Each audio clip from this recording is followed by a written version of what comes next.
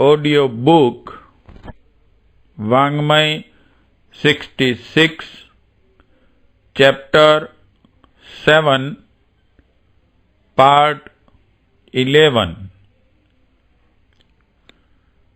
राजनीति और सच्चरित्रता। आज की परिस्थितियों में शासन सत्ता की शक्ति बहुत अधिक है, इसलिए उत्तरदायित्व भी उसी पर अधिक हैं। राष्ट्रीय चरित्र के उत्थान और पतन में भी शासन तंत्र अपनी नीतियों के कारण बहुत कुछ सहायक अथवा बाधक हो सकता है। नीचे कुछ ऐसे सुझाव प्रस्तुत किए जाते हैं जिनके आधार पर राजनीति के क्षेत्र से चरित्र निर्माण की दिशा में बहुत काम हो सकता है। हम लोग आज की प्रत्यक्ष राजनीति में भाग नहीं लेते, पर एक मतदाता और राष्ट्र के उत्तरदायी नागरिक होने के नाते इतना कर्तव्य तो है ही कि शासन तंत्र में आवश्यक उत्कृष्टता लाने के लिए प्रयत्न करें। जो लोग आज चुने हुए हैं उन तक यह विचार पहुंचाए जाए और जो आगे चुने जाएं उन्हें इन विचारों की उपयोगिता समझाई जाए। चुने हुए लोगों का बहुमत तो इस दिशा में बहुत कुछ कर सकता है। अल्पमत के लोग भी बहुमत को प्रभावित तो कर ही सकते हैं। जन आंदोलन के रूप में यह विचारधारा यदि सरकार तक पहुंचाई जाए तो उसे भी इस ओर ध्यान देने और आवश्यक सुधार करने को अवसर मिलेगा। हमें रचनात्मक प्रयत्न करने चाहिए और शासन में चरित्र निर्माण का उपयुक्त वातावरण रहे, इसके लिए प्रयत्न करते रहना ही चाहिए। नीचे कुछ विचार प्रस्तुत हैं।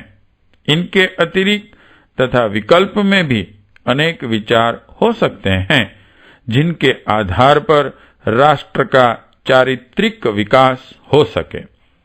उनको भी सामने लाना चाहिए। 87 गीता के माध्यम से जन जागरण। जिस प्रकार भागवत कथा सप्ताहों के धार्मिक अनुष्ठान होते हैं, उसी प्रकार गीता कथा सप्ताहों के माध्यम से जन जागरण के आयोजन किए जाएं। युग निर्माण योजना के अंतर्गत जिस आर्ष विचारधारा का प्रतिपादन है वह गीता में समग्र रूप से विद्यमान है। मोहग्रस्त अर्जुन को जिस प्रकार भगवान कृष्ण ने गीता का संदेश सुनाकर उसे कर्तव्य पथ पर संलग्न किया था, उसी प्रकार प्रस्तुत भारत को जागृत करने के लिए जन जीवन में गीता ज्ञान का प्रवेश कराया जाना चाहिए। इस प्रकार गीता प्रवचनों के प्रशिक्षण के लिए एक विशेष योजना तैयार की गई है। गीता श्लोकों से संगति रखने वाली रामायण की चौपाइयों में इतिहास पुराणों की कथाओं का समावेश करके ऐसी पुस्तकें तैयार की गई हैं जिनके माध्यम से गीता की कथा को बाल, वृद्ध, नर, नारी, शिक्षित, अशिक्षित सभी के लिए आकर्षक, प्रबोधक एवं हृदय स्पर्शी बनाया जा सकता है। राधेश्याम तर्ज पर गीता का ऐसा पद्यानुवाद भी छापा गया है जिसे कीर्तन भजन की तरह गाया जा सकता है। आयोजनों में भाग लेने वाले व्यक्ति 2 भागों में विभक्त होकर बारी बारी इन पद्यानुवादों का सामूहिक पाठ करें तो वह गीता पारायण बहुत ही आकर्षक बन सकता है।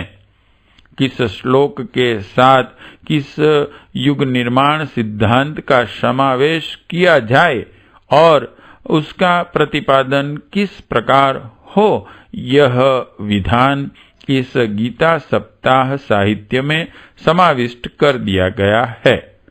ऐसे प्रवचनकर्ताओं को व्यावहारिक शिक्षा देने के लिए केंद्र में एक महीने के शिक्षण शिविर भी होते हैं, जिनमें प्रशिक्षण प्राप्त कर गीता के माध्यम से जन जागरण के लिए नई पीढ़ी के नए प्रवचनकर्ता कथा व्यास तैयार किए जा सकते हैं। 88 मतदान और मतदाता। जहां प्रजातंत्र पद्धति है, वहां शासन के भले या बुरे होने का उत्तरदायित्व वहां के उन सभी नागरिकों पर रहता है जो मतदान करते हैं। वोट राष्ट्र की एक परम पवित्र थाती है। उसकी महत्ता हम में से हर एक को समझनी चाहिए। किसी पक्षपात, दबाव या लोभ में आकर इसे चाहे किसी को दे डालने का उथलापन नहीं अपनाना चाहिए। जिस पार्टी या उम्मीदवार को वोट देना हो, उसकी विचारधारा, भावना एवं उत्कृष्टता को भली भांति परखना चाहिए। राष्ट्र के भाग्य निर्माण का उत्तरदायित्व हम किसे सौंपे, इस कसौटी पर जो भी खरा उतरे उसे ही वोट दिया जाए। प्रजातंत्र का लाभ तभी है जब हर नागरिक उसका महत्व और उत्तरदायित्व समझे और अनुभव करें। शासन में आवश्यक सुधार अभिष्ट हो तो इसके लिए मतदाताओं को समझाया और सुधारा जाना आवश्यक है। 89 शिक्षा पद्धति का स्तर। शिक्षालय व्यक्तित्व ढालने की फैक्ट्रियां है। वहां जैसा वातावरण रहता है, जिस व्यक्तित्व के अध्यापक रहते हैं, जैसा पाठ्यक्रम रहता है, जैसी व्यवस्था बरती जाती है, उसका भारी प्रभाव छात्रों की मनोभूमि पर पड़ता है और वे भावी जीवन में बहुत कुछ उसी ढांचे में ढल जाते हैं। आज शिक्षा का पूरा नियंत्रण सरकार के हाथ में है, इसलिए छात्रों की मनोभूमि का निर्माण करने की जिम्मेदारी भी बहुत कुछ उसी के ऊपर है। शिक्षण पद्धति में ऐसा सुधार करने के लिए सरकार को कहा जाए जिससे चरित्रवान, कर्मठ, सभ्य और सेवाभावी नागरिक बनकर शिक्षार्थी निकल सके। सैनिक शिक्षा को शिक्षण का अनिवार्य अंग बनाया जाए और नैतिक एवं सांस्कृतिक भावनाओं से विद्यालयों का वातावरण पूर्ण रहे। इसके लिए सरकार पर आवश्यक दबाव डाला जाए। 90 कुरीतियों का उन्मूलन। सामाजिक कुरीतियों की हानियां नैतिक अपराधों से बढ़कर है। भले ही उन्हें मानसिक दुर्बलतावश अपनाए रखा गया हो, पर समाज का अहित तो बहुत भारी ही होता है। इसलिए इनके विरुद्ध भी कानून बनाने चाहिए। स्वर्ण नियंत्रण का कानून कड़ाई के साथ अमल में आते ही जेवरों का सदियों पुराना मोह सप्ताहों के भीतर समाप्त हो गया। इसी प्रकार सामाजिक कुरीतियों के विरुद्ध अन्य कानून भी बनाए जाए और उनके पालन कराने में स्वर्ण नियंत्रण जैसी कड़ाई बरती जाए। यों दहेज, मृत्यु भोज, बाल विवाह, वेश्यावृत्ति आदि के विरुद्ध कानून मौजूद हैं, पर वे इतने ढीले पोले हैं कि उससे न्याय और कानून का उपहास ही होता है। यदि सचमुच ही कोई सुधार करना हो तो कानूनों में तेजी और कड़ाई रहनी आवश्यक है। सरकार पर ऐसे ही सुधारात्मक कड़े कानून बनाने के लिए जोर डाला जाए। 91 सस्ता, शीघ्र और सरल न्याय। आज का न्याय बहुत पेचीदा, बहुत लंबा, बहुत व्यय साध्य और ऐसी गुत्थियों से भरा है कि बेचारा निर्धन और भोला भाला व्यक्ति न्याय से वंचित ही रह जाता है। धूर्तों के लिए ऐसी गुंजाइश मिल जाती है कि वे पैसे के बल पर सीधे को उल्टा कर सकें।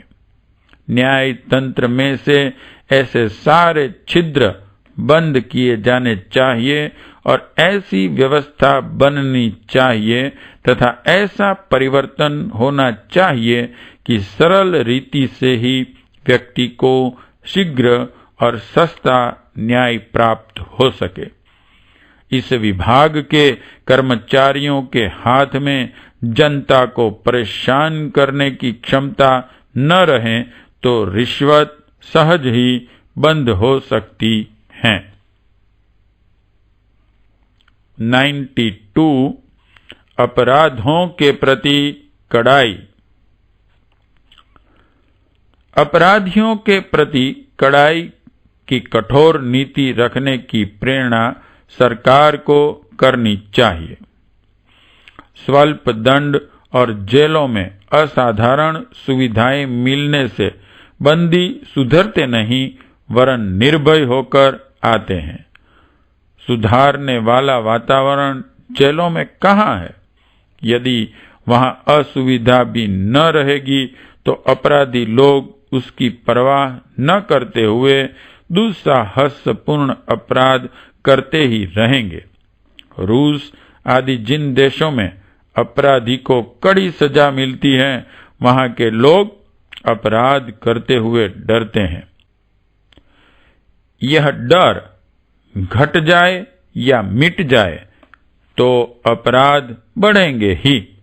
इसलिए स्वल्प दंड देने वाले कानून और जेल में अधिक सुविधाएं मिलना चरित्र निर्माण की दृष्टि से हानिकारक है। इस तथ्य को सरकार से मनवाने का प्रयत्न किया जाए। कानूनी पकड़ से जो लोग बच जाते हैं, उन असामाजिक गुंडा तत्वों की अपराध वृत्ति रोकने के लिए विशेष तंत्र गठित रहें, जिसमें उच्च आदर्शवान परखे हुए लोग ही गुप्तचरों के रूप में वस्तु स्थिति का पता लगाते रहें। इनकी जांच के लिए आधार पर गुंडा तत्वों को नजरबंद किया जा सके, ऐसी व्यवस्था रहे। आज अपराधी लोग कानून की पकड़ से आतंक, धन और चतुरता के आधार पर बच निकलते हैं। यह सुविधा बंद की जाए। न्यायालयों से ही नहीं, वस्तु स्थिति जांच करने वाली उच्च स्तरीय जांच समिति की सूचना के आधार पर भी दंड व्यवस्था की जा सके, ऐसी व्यवस्था की जाए। 93 अधिकारियों की प्रामाणिकता।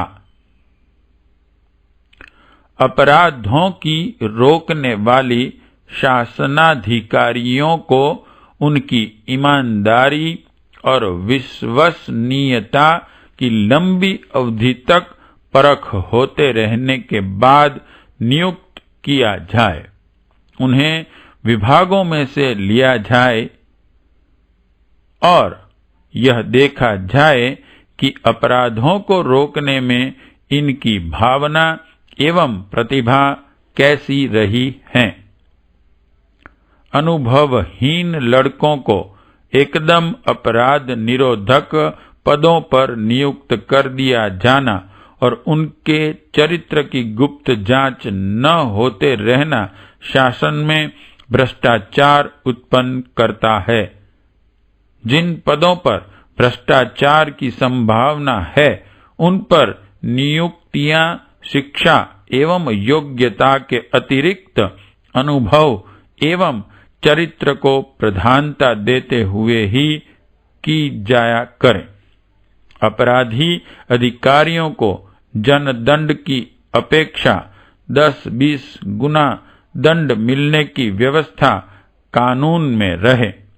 अधिकारियों का भ्रष्टाचार मिटे बिना जनता की अनैतिकता का मिट सकना कठिन है। 94 आर्थिक विषमता घटे। आर्थिक विषमता और फिजूल खर्ची पर नियंत्रण रहे। आर्थिक कारणों से अधिकतर अपराध बढ़ते हैं, इसलिए उपलब्धि के साधन हर व्यक्ति को इतने मिलें जिससे उसकी ठीक गुजर हो सके। यह तभी संभव है जब अधिक उपभोग एवं संग्रह की सीमा पर भी नियंत्रण हो। मिलों में कपड़ों की डिजाइनें कम बने तो कपड़े का खर्च बहुत घट जाए। इसी प्रकार उपयोगी वस्तुओं की संख्या एवं भिन्नता सीमित कर दी जाए। राष्ट्रीय उत्पादन का एक स्तर कायम हो जिसमें थोड़ा अंतर तो रह सकता है, पर जमीन आसमान जैसा अंतर न हो। सामूहिकता और समता के आधार पर समाज का पुनर्गठन किया जाए तो उसमें अपराधों की गुंजाइश सहज ही बहुत घट जाएगी। वाङ्मय 66 चैप्टर 7 पार्ट 11 समाप्त।